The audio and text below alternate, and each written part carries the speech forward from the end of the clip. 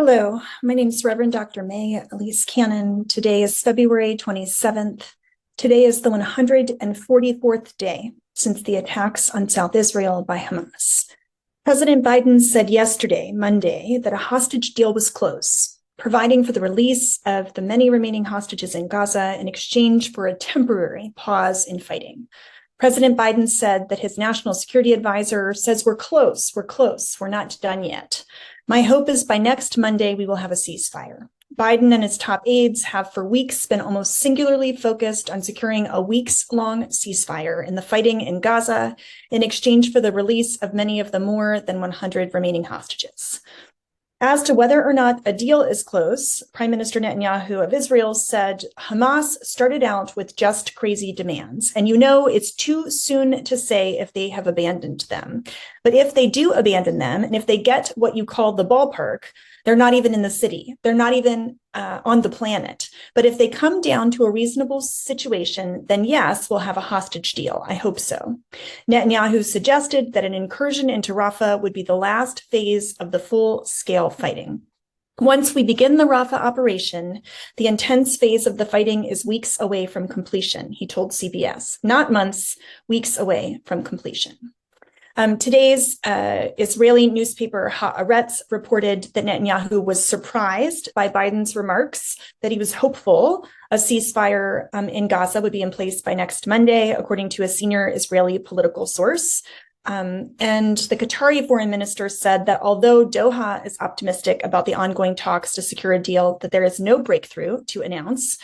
Biden's comments on a possible halt seem premature and do not match the actual situation on the ground, a Hamas official told Reuters, adding that there are still big gaps to be bridged. You may recall Hamas has been consistent all along, saying that they will not agree to further release of the hostages unless there is an agreement to ultimately have a comprehensive ceasefire, a complete end, even if it's a multi-staged agreement, that there has to be an end in sight. Hamas received a draft proposal from the talks that were in Paris, which includes a 40-day pause in all military operations and the exchange of Palestinian prisoners for Israeli hostages at a ratio of 10-1, according to a senior source. And as a part of the hostage release and ceasefire deal, Israel has agreed to the gradual return of Palestinians to North Gaza, with the exception of young men who are of militant recruitment age. It's been agreed to halt flights over the Gaza Strip, including intelligence gathering flights for 8 hours a day, according to Al Jazeera. Today, Tuesday, President Biden said Israel agreed to halt military activities in Gaza during the Muslim holy month of Ramadan, which begins in early March, as Hamas studies a draft proposal for a truce, which includes a pause in fighting and a prisoner hostage exchange.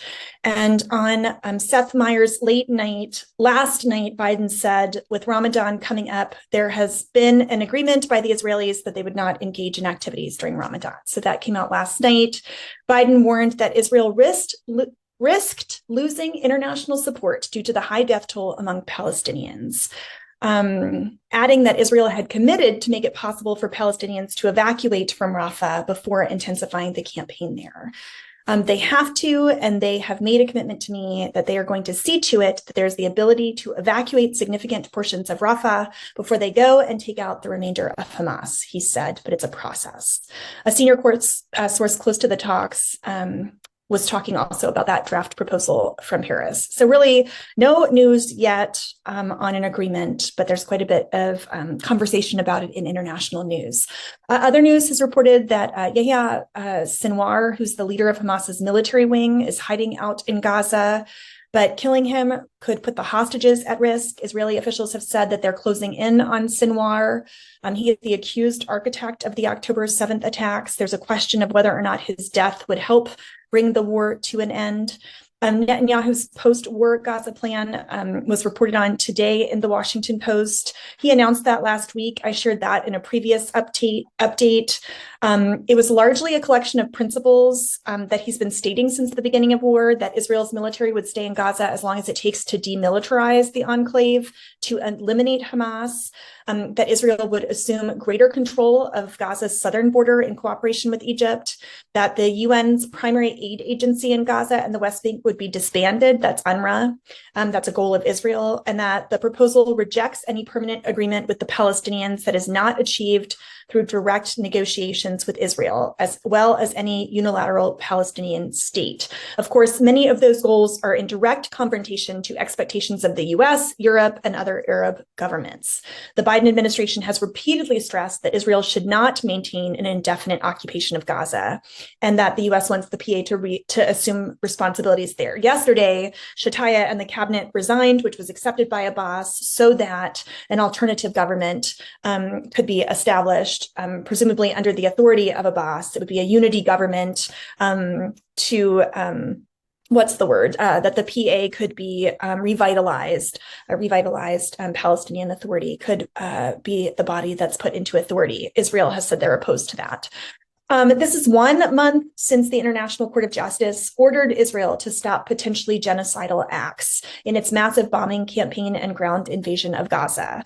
There were 4 things that the ICJ said: that they wanted to prevent the commission of genocidal acts, they wanted to prevent and punish public incitement to genocide, they wanted to ensure aid and services reach Palestinians, and that Israel is required to submit a report to the ICJ.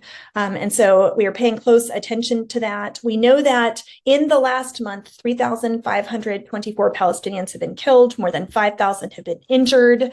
There have been significant concerns that the ICJ ruling did not make a difference in terms of the actions of Israel in their campaign in Gaza and their actions, in their seeking to eradicate Hamas after that ruling.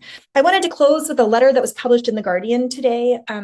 It's entitled, "Justin Welby Must Listen to Palestinian Christians." And many of you know Reverend Dr. Munther Itzhak, a dear friend of mine and of Churches for Middle East Peace. Members of the Christians for Palestine UK wrote this letter, and they said that the Reverend Dr. Munther Itzhak is right to characterize Justin Welby, the Archbishop of Canterbury's decision to cancel their meetings as shameful.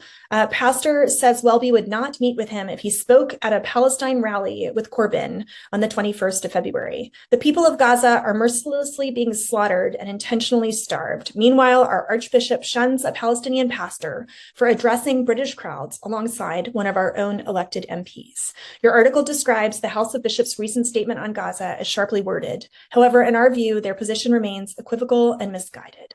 For example, their statement persists in treating the situation in Gaza as if it were an equal conflict between two sides, rather than as becoming clearer every day a genocidal assault on a whole population. By contrast, Dr. Itzhak calls Israel's actions what they are, and he speaks with moral authority and clarity. Christians believe Jesus died and lived in solidarity with the suffering and the oppressed. The Archbishop's refusal to listen to Palestinian Christians as they cry out for justice is a grave affront to our faith. And that was written by Reverend Sam Fletcher, Reverend Gray Collier, and Reverend Mo Budd.